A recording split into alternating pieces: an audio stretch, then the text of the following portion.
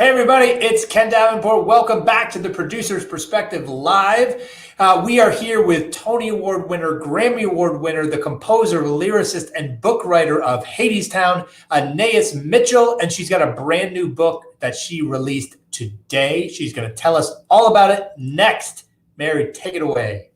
We're getting the band back together, getting the boys who rock again. We're getting the band back together in the midst of a place that remembers when some punks from the suburbs lit the sky with too much reverb. We're getting the band back together. Hey everybody, welcome back. I missed you all. Hello everybody. There's Alan and Tony. Ooh, Tony's an early adopter. Got Anais' book already. Working on a song. Arrived today. Look at that. Ka-ching. I love it. Megan Ann is here in the house. Hello to you. Good to see you again.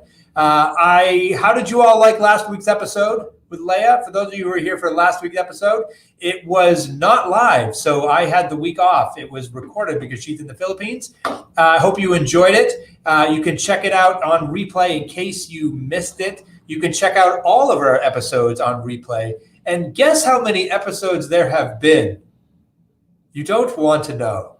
You really don't want to know how long Hadestown has not been running. It's really, really unfortunate. I want to see it again. We're on episode number 75 tonight. Episode number 75. God, help us all. I'm just teasing. We've been having a good time doing these, and it's been one of the blessings of this thing, and there are blessings in this moment. We've discovered a whole new community of live stream watchers, so I'm thrilled to be here once again. And we've been getting great guests, like Anais here tonight, who I've never actually met. So this is one of those wonderful moments where the pandemic is bringing people together. We need like a chime, like it's a Hallmark movie or something there. So welcome back. Oh, there's Sierra. And Alyssa is here, who says, awesome. I love it. Oh, Alyssa, I wonder who you're voting for in a few weeks. You should just be a little more subtle about that next time. A little more subtle. Don't forget about the replays. We did the replays, 75 replays. We've got a great lineup for you in the coming weeks. We have Katori Hall coming next week. Look at that. And John Logan and Cheyenne Jackson, my original Matthew from Alter Voice from way back in the day. Katori, I'm super excited about because our schedules have never actually matched and we haven't been able to do anything together. Cheyenne just did a video for me. It was great to connect with him again. So we're going to have some good times in the next month. So tune in. We're also doing a whole bunch of other live events. I'm addicted now to streaming shit. That's right. I'm addicted to it. So in addition to this live stream, I'm just throwing a whole bunch of against the wall. And it's Kate Rockwell's doing a wine tasting event for us next Saturday from Mean Girls. We're producing that event. I just announced last week this incredible guy group called the Doo-Wop Project. We're going to do their live stream. That's right. They are going to gather in a theater in New York City. I'm telling you, this group is amazing, and wait till you hear them do like Jersey Boy stuff and all the doo-wop stuff and Motown stuff. But one of the reasons I really wanted to produce it is I get to be in a theater again. It's from New World Stages, very safe, lots of strict COVID protocols, but I'm just excited to be in a theater again. So we're doing that on October 25th. Check that out. And then the big thing, listen, if you like these kind of conversations with people, if you've enjoyed the live stream, we are doing, I throw this every year, our Theater Maker Conference, which we've renamed now called the Theater Makers Summit. And this year, it's the theme is Making Theater in a New World. And we have the most amazing set of speakers lined up. And this is just a handful. I just booked like 3 more today. And they're so big, I can't even tell you about them because their people have not authorized me to tell you yet. But everyone from Tom Schumacher, the head of Disney, Charlotte St. Martin, the head of the League, Colleen, Chris Jackson, like all sorts of people from our industry, all talking about making theater in the new world. It's coming up November 14th and 15th. If you love conversations like this, you got to come. You got to come. It's going to be great. I was bummed that it had to be virtual this year, like 6 months ago. Now I'm so excited because everyone I'm asking to speak is saying yes because they don't have anything else to do. They can't say, oh, I'm in rehearsal. Oh, I've got a show that night. No, they don't. They don't. So hopefully I will see you there. Let's get to today's guest. Enough of this stuff about guests in the future. Let's talk about the guest that we have today. She is an incredible singer-songwriter that we pulled over to the good side of the force. And she became a Tony Award winner. And she was named one of Time's most influential people of 2020. I mean, that's pretty incredible. Please welcome her to the live stream, ANAIS Mitchell. Welcome. Hi, Ken. Hi. Thank you so much for having me. This is actually my first live stream. You're kidding me. I know, it's crazy. I've done some things that were like meant to seem live, but they weren't really live. But this is really live. Yeah, it's totally vouch. live. Yeah. It's totally live. I should hold up a newspaper or something that shows Trump like with his mask off or something. But we won't get into that. Well, welcome to the live stream world. I'm shocked that you've avoided it this long. I know. It's crazy because right when everything started shutting down, I had a baby. I had our second baby, who's now like, thank you. Yeah, she's 6 months old now, and so we were just like in a cave. We didn't really. I wasn't engaging virtually in the way that like a lot of my friends and peers were. So I was actually. I was saying earlier that I'm like the person on the Zoom conference who like doesn't know how to. Not how to mute themselves at the right time. That's me. No one does. Yeah. Don't worry about it. No one does. Everyone's all over the place. So question number one to Mary, do we have photos of this baby? ANAIS, do you have photos of this baby? Can you show them? No? I have photos, but I don't know how to get, I'm like such a tech dunce. Just show it to the camera. With my phone, show it? Yeah, sure. It works. I think we did this with someone else's kid. All right, hold on 1 second. I got to turn my phone on. We got to see this. While we wait for your phone to come on. Yeah. When did you have the baby? Was it literally during shutdown? Yeah. So here's what happened, and I'm in Vermont right now, which is my like home state where I was. Yes, I was born and raised here, but I was living in Brooklyn, and things started to get weird, and I was 38 weeks pregnant, and it was like. Man, there was talk about like you can't bring your husband in the hospital if you have to go to the hospital. We were trying to have a home birth, and I just was like, we got to get out of here, and we packed everything in a car, and we had the baby a week later in Vermont. So that was like I think Broadway shut down on the 12th of March, right? Mm-hmm. And we left on the 13th, and then the baby was born on the 21st. So. Here, I'm going to show her. I'm going to show you. Baby. Totally. And the name? So her name is Rosetta. Oh, this is a good one. This is, I don't know if you can see this. Oh, adorable. That's Rosetta. It's your exclusive, everybody. You're like People Magazine, like exclusive Rosetta photo.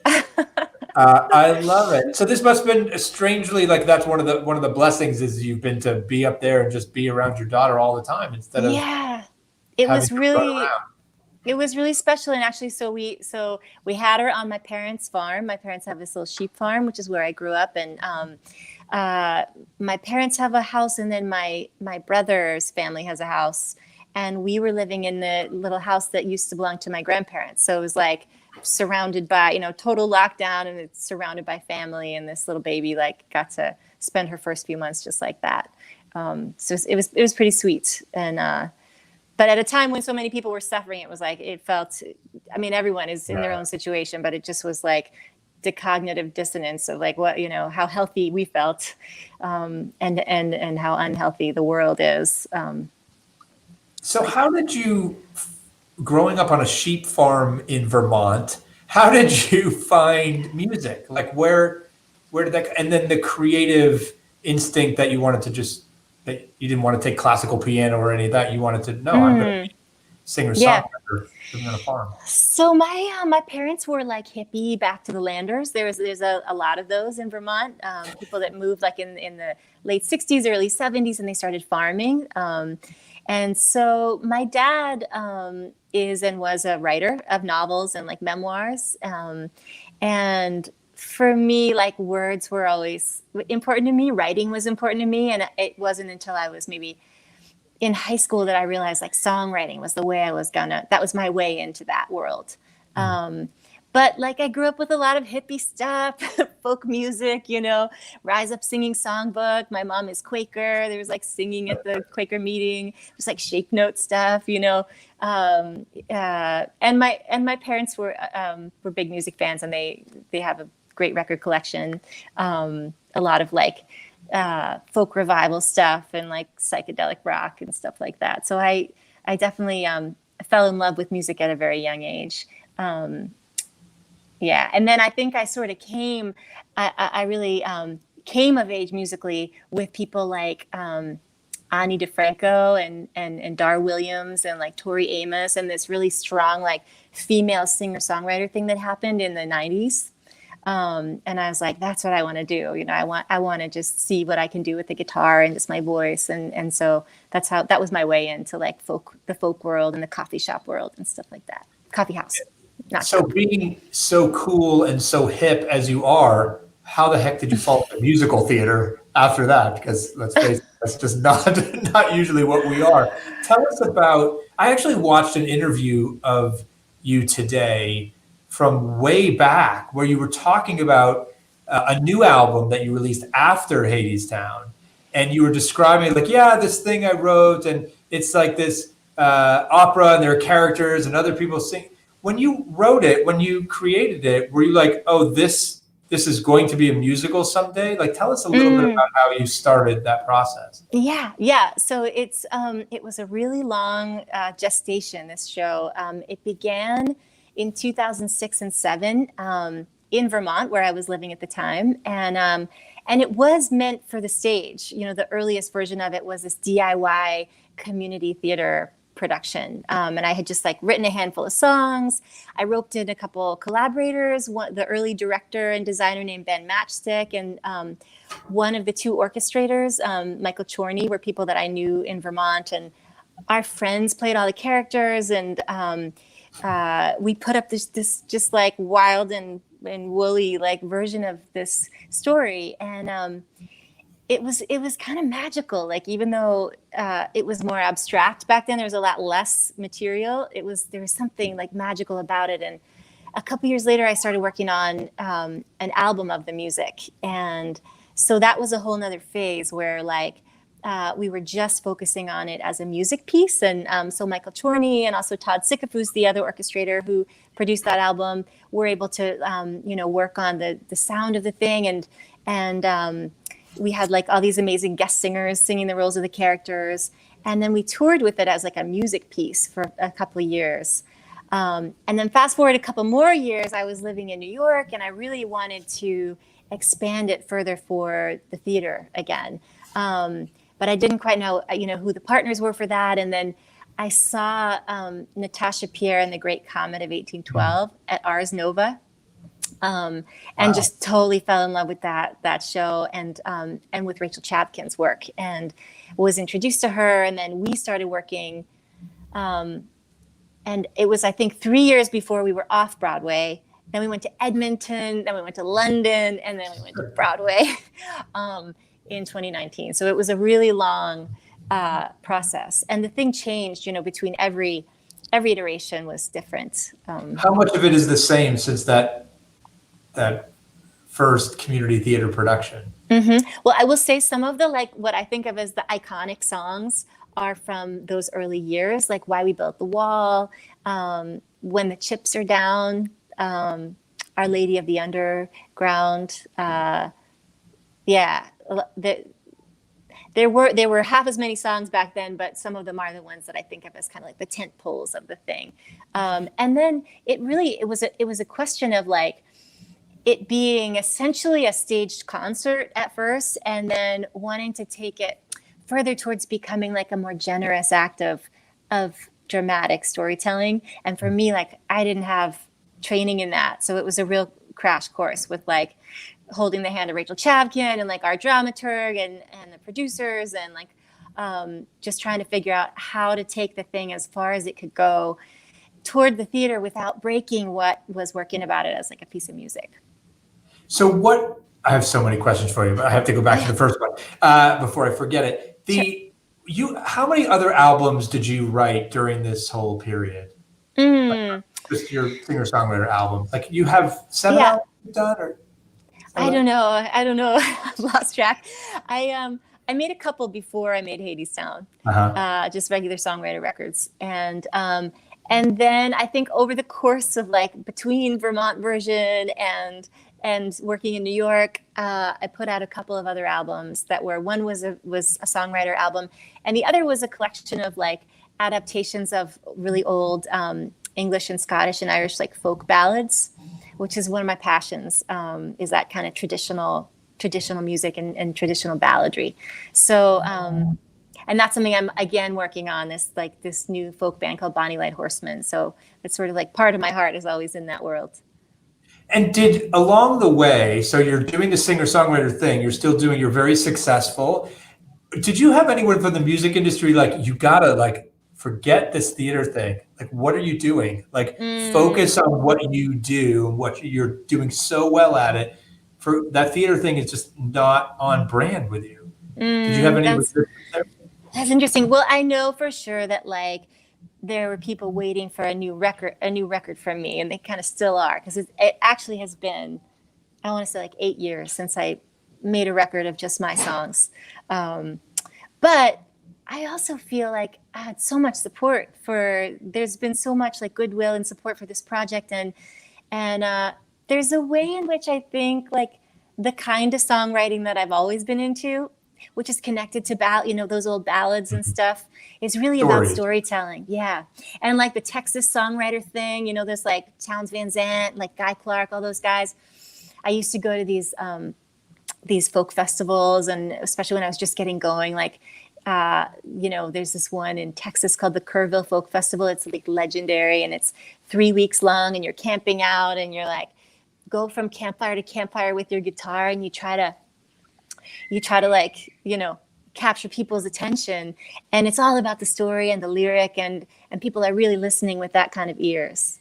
Like, in a way, it's more like a poetry. It's like a poet at the lectern, but you happen to have a guitar. It's really focused on the words. And I found the theater world just like so into text, so into, the minutia of like how the story gets rolled out. And also what was so refreshing is like in the theater, people love to talk about ideas, love to give feedback and talk about ideas and like, what does this mean? And how does this relate to this other thing? Whereas I do find in the music world, it's sort of like you don't talk about it. It's more, you're supposed to feel it or you don't feel it. But it's a little less sort of hard on the sleeve in terms of like, well, what are we talking about here? What are we dealing with these lyrics? Did you go through like collaboration shock? I mean, you're a singer-songwriter that is used to like being by yourself on a sheep farm, like writing songs, and then all of a sudden you got directors, you got designers, you got producers giving their opinion, you've got actors saying, like, how did you deal with all that? Yeah, well, there was a huge learning curve for sure. I mean, that was part of the whole thing, was like just me trying to figure out what's my role in the room, even as a writer. I remember feeling that when we had our production at New York Theater Workshop, our off-Broadway production. It was like, what's my job in the rehearsal room as a writer? Can I make a comment? Should I be silent? I have to rewrite this thing like immediately. Should I just go home? And like that was a lot of learning. And I have to say, like, I give so much credit to Rachel for being just an incredible captain of the ship, and dealing with me, recognizing like what I needed from her, and also like in terms of resources for the in the room. And she also just has a lot of joy, like brings a lot of joy, I think, to everything that she works on. And so, yeah, I mean, there's so many people in like in a tech room, you know, so everyone's got their little tables, and there's like the costumes and the lighting guy, and there's like it's totally fascinating, and I love it. Like I miss that. I mean, I know you feel that too, but just that the theater is so collaborative, and in order to make a musical, you just have to have all these different brains kind of focusing their desires and their attention in the same vector. It's really something to be part of. Well, I love how you came into the business, obviously so humble, and so like I want to learn and I want to soak it up, but I want to flip it around a little bit and say, like, I love when artists from other industries, incredibly talented ones, especially like yourself, come in and join us and create and bring their unique art form to it. What's something that you think the theater industry can learn from the singer-songwriter world, and how you created what you can do, that we could do a better job at storytelling if we just... Interesting. Yeah, you know, I do think it does feel, and it's funny because I just wrote this book about the lyrics of Hadestown. It's all about the text, you know, and that was so much the focus of rewriting this show again and again, was like, it's the text. And I remember Rachel saying, you know, if you want it in the show, if you want it on the stage, put it in the text. Like, but there is something about Hadestown having come out of the music world. And I think especially the fact that like we made this studio record in 2010, like long before the New York Theater Workshop production, and where basically it was all of the energy was focused on the music and like how do we want this music to sound? You know, Michael Chorney, Todd Sikafus are both so brilliant at what they do, and their voice is very present in the music. And I think I'm guessing that for a lot of shows, like the orchestrations are not baked in from an early stage. Do you know what I mean? It's kind of like you write the thing, it's just like one person on a piano and you're singing it, and then maybe when you get a production, you're like, okay, we got to get the orchestrators in here. And ours was the other way around. So I think the thing is that like music has its own logic, and it has emotional logic, and it is an event. Like the way that the music of a particular song makes you feel is an event alongside of like whatever text happened, whatever linear kind of dramatic storytelling happened. Like the feeling of that music also happened to all of us at the same time. And so yeah, so I think that's something that's been different about Hadestown that I think might be useful for other shows. Are you do you have a desire to write another musical? Are you writing another musical? I hope the answer is yes. Asking for a friend. So I'm like, I was very excited to get back to the music world. Like, it's been actually a long time since I felt like I was writing songs just for, not even just for me, but just for the muse, you know, or like a song that could go anywhere. Like it could go any direction. And I think that's some of the beauty of like, you know, just writing a song, is that there's a mysterious core and you kind of follow it into the mystery and figure out what it wants to become. And that's true of writing a musical also, but there's also a lot more of a sort of like task vibe because, you know, there's for me anyway, there's like a team of like, there's the dramaturg, there's, you know, the director, there's like, and there's a lot of task oriented work that goes into that. Like whatever that song is going to be, it has to fill this gap of like this character and their arc is like missing this piece of the story. And so I'm really enjoying, this is long-winded way of saying like I'm really enjoying just kind of following my bliss right now in the song world and with my folk band.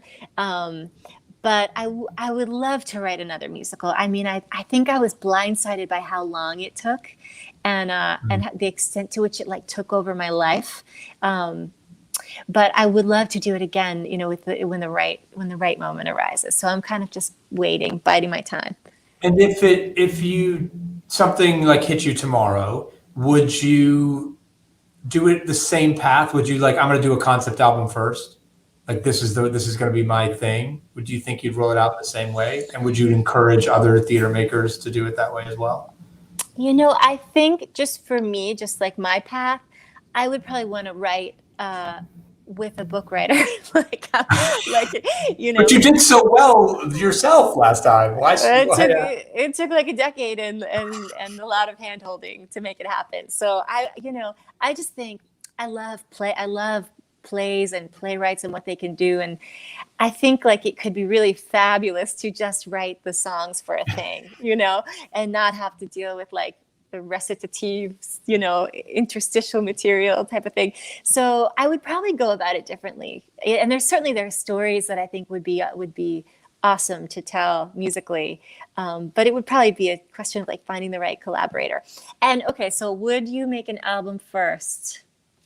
I see no reason why not to, I think that's actually a thing I've seen with sort of folks from the music world. Like I know that, didn't Sarah Bareilles make like an album of the Waitress music that was just her? And I know like I have these friends in the band The National, and they did this musical, now I'm trying to remember what it's called.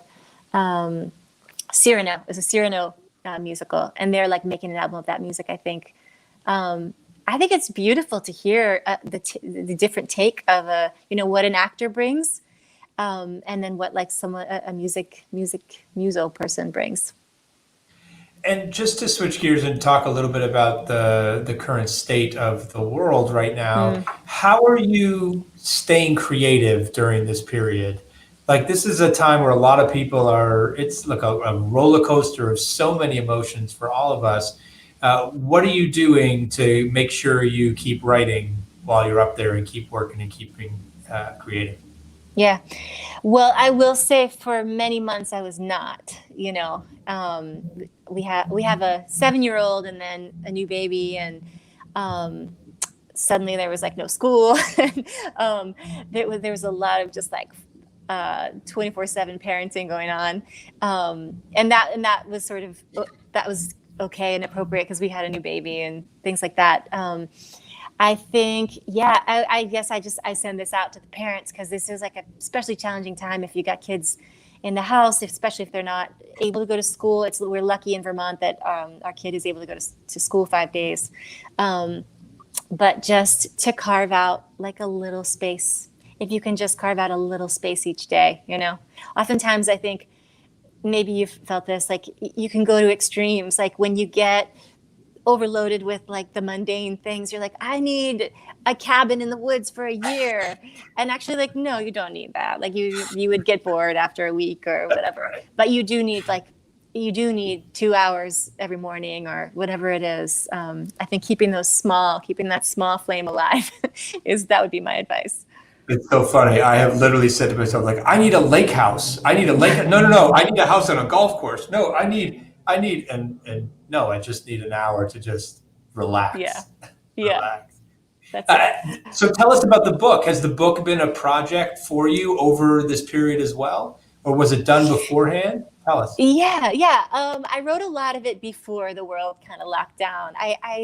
I started working on it, I think, last summer after the show was up. And these guys, Plume Books, which is part of Penguin Random House, they reached out to see if I wanted to publish a book of the lyrics of Hadestown just as they appear on Broadway. And I realized, like, I did want to do that and see them published in this sort of poetry form. But I also was really excited to publish a lot of the old and discarded, versions of the lyrics that I've been accumulating over the course of the long gestation of the thing. And so I started to do that and kind of compile those things. And then I realized I had to actually write some notes about, to contextualize like how these things changed and why. And then before I knew it, I was writing a book. And I wrote most of it while we were still in the pre-COVID era, but then there were some moments where I was like me and the laptop and like the baby's on my lap and I'm trying to, get the final edits in. So it feels great to have it be done and out in the world. And I hope, when I started writing it, I realized I was kind of like doing therapy with myself. Like I was kind of just like what happened to the last however many years of my life, and like what happened to that lyric that I loved from 4 years ago. I wanted to like write it out. And then partway through I started to get sort of hopeful and excited that this process could be useful to other people, and that it could be, especially creative people pursuing a vision, especially music people trying to cross into dramatic theater, that maybe that long process could be beneficial to somebody else to have like a little fly on the wall view of. Can you give us an example of something that you cut or changed? It sounded like there was something that you were like, God, I love that. And I had to cut. Yeah. There's so many things. Can I look at the book? And yeah, please. Okay. All right. Because I think. Yeah. We're going to get a reading, everybody, from ANAIS Mitchell right now from her brand new book. Somebody else asked me the same question the other day. And the one that popped into my mind was, there's this song in the second act, which is called Chant Reprise. It's like it's kind of a big set piece with a bunch of different characters singing. And there always was a moment where, do people know the show? Should I tell like the characters? So there are these two gods, these immortal gods, Hades and Persephone, and they have this troubled marriage, and the problem with their marriage is like the reason that things have gone wrong in the world. He's the king of industry, and she's like the queen of nature, and like so. In Chant 2, Persephone always had this verse that she sang, and we ended up cutting it because our second act was just like always too long, and it was kind of stealing thunder from the end of the show, and. So finally, like in Broadway previews, I was like, I think we can let go of this verse, even though I was excited about it. Was it the dramaturg's fault? Because I think no. he may be on right now, and he has a little. Hi, that's amazing. No, Ken Cernelia is a treasure in the world of dramaturgy and theater in general, and so. Ken, I love you. That's so cool that you're watching this.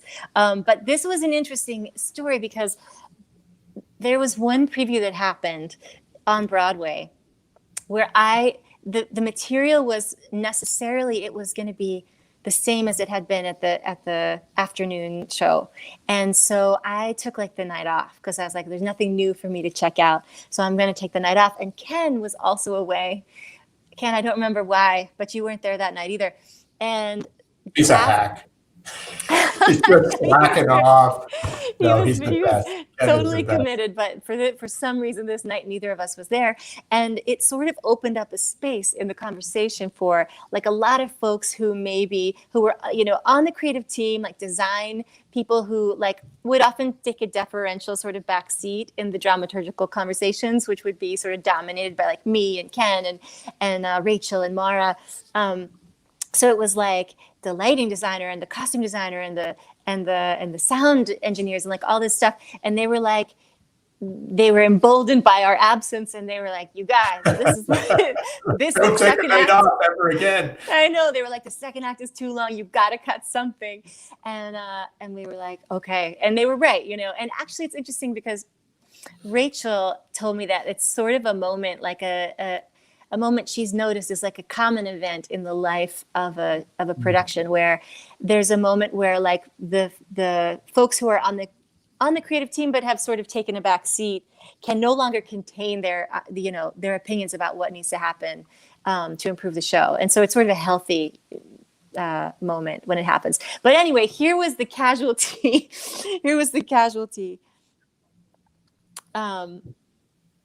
Okay, so she goes, "When I was a young girl like you, this old world was younger too.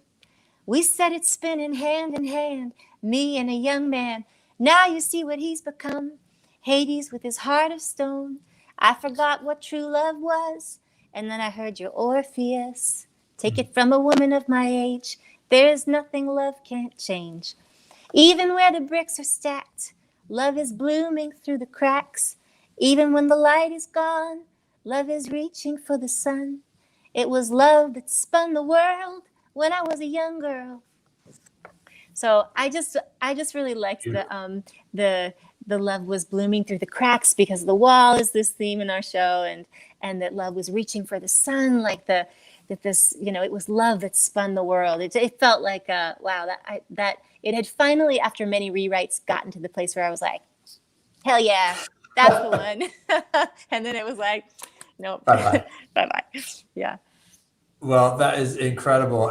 I mean, everyone get this book. I've had a chance to look at it myself. It's just so fantastic whenever you can get an insight into a creator's vision and mind and see what made it, what didn't make it, because musicals, as we often know, are not written, they're rewritten. So to get a glimpse into your mind especially, which is a brilliant one. And I'm a huge Hadestown fan, and I've been so happy to see its success. As someone mentioned here, I mean, it's just an incredible story. Just such a story and I know it took a long time, and I'm sure there were many times that you wanted to be like, you know what, forget this. I'm just going to go back there, writing simple songs. But I'm so glad you didn't give it up. Me too. It was such a joy, and everyone that was part of it along the way, like. There's some of my favorite people in the world. It was nice to see the pictures of those actors just now, because so much of what we do in art, we do it for each other. And I'm going to get to talk to Patrick Page tomorrow night at this book launch we're doing, and I'm so excited to just talk to him again. It's been a long time since I was in a room with him, and there's a bunch of moments in this book where like. Patrick dropped some wisdom in some kind of a workshop that we did, and it totally changed the course of a song. And that, how often were you going in, like popping in and checking in on the show? Were you there a lot? Are you one of those writers like I can't watch it anymore, or like I have to be there? Like what? Yeah. No, it's always, every time we put a production up, there was this awkward like separation moment where suddenly I'd been living at the theater, like literally I was writing in the bathroom, the ladies' room of the Walter Kerr. That's where I would like write, because it was only like the only place I could go like that didn't have people in it. And I also like the sound. I like the sound of the guitar and like the reverberant bathroom. But I was living at this theater every day and like eating like from the shop around the corner. And then suddenly we opened and it was like, I didn't feel like I belonged there anymore, Like I know I can go, but it's like I definitely couldn't go in the ladies' room. A lot of people. You'll never fit there now. It's like you were there the one time people weren't in a ladies' room on Broadway. That's true. But yeah, I didn't go that often. Once it was up, I would go sort of sneak in once in a while and see things and meet folks that came to the show sometimes. But I was also pregnant and living in Brooklyn, so the commute was I was like ready to go to bed at 9 p.m. But I hope that I can't wait for the day I can stand back there, at the back of the room again. Yeah, I can't either. Something tells me you'll be at that first performance. That's going to be a miracle, right? When these shows start to reopen, the parties are going to be like, I guess the parties they're not going to be that great, are they? Well, it depends. Depends on when it happens. Yeah. It depends on when it is and what's going on. Yeah. But it's certainly going to be a very special moment. And I will just, if you were afraid falling asleep or getting home too late, you better be prepared, because that first night, the ovation when your curtain goes up on your Tony Award-winning musical that first night, I mean, it's going to be going on for when Patrick Page opens his mouth and speaks. It's another 20 minutes of an ovation. Just people want to be in a room with him as well. Never mind your glorious musical. So that's right. Thanks for it. I certainly, I'm so thankful you're here tonight, and because just so I can tell you how much of a fan I am of your show, and I'm so happy you brought your cool self and hip self into the theater. You have such a unique voice, and that's always what works here, is stuff that's very unique. And I'm so thankful, and I hope you write another one. Thank you. That means so much to me. Thank you. And I have felt so welcomed by the theater world, and a pleasure to talk to folks like you. Well, it's been a pleasure. Thanks so much for joining us. Enjoy your time on the farm. And thank you. Thank you so much. See you, Ken. ANAIS Mitchell, everyone, go out and get the book. Get the book. It's fantastic. I think Mary threw a link up in the comments. She should do it again, and she will, because she's a crackerjack producer that she is. She'll throw another link up. You can get it on a little-known bookstore. It's very hard to find, called Amazon.com. Go ahead and check it out, and they'll have it to you by drone or something now. So go get it, and thank you for being here. Let's see, what else we got to talk about? Don't forget, next week we have Katori Hall. Katori Hall will be here next week. And as we look at all those October guests we have, Cheyenne Jackson at the end. He'll tell some very funny stories about rehearsing Altar Boys in my apartment. And we, of course, end with something to make you smile. Something to make you smile. Mary, why don't you come on and tell everyone, we haven't seen you in so long, tell everyone what the something to make you smile is. Hello. Go ahead, introduce it. I'm giving you a little guest spot right here and now. Go for it. Great. Take me out of the picture. Take you out? Okay. Yeah.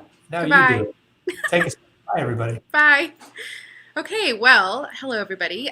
Tonight's Something to Make You Smile is a video called I Am America by Shea Diamond. As you can see here, if you're familiar with The Ensemblist, which is a podcast, now a huge platform that celebrates ensembles across the country in the theater industry, they teamed up with Elliot Maddox and Pierre Marias, I believe, and put together this wonderful video, this musical video that tells you how to vote. There are 4 different ways to vote. So we're going to actually play the video for you right now. So stay tuned, and we'll see you next week afterwards. All right.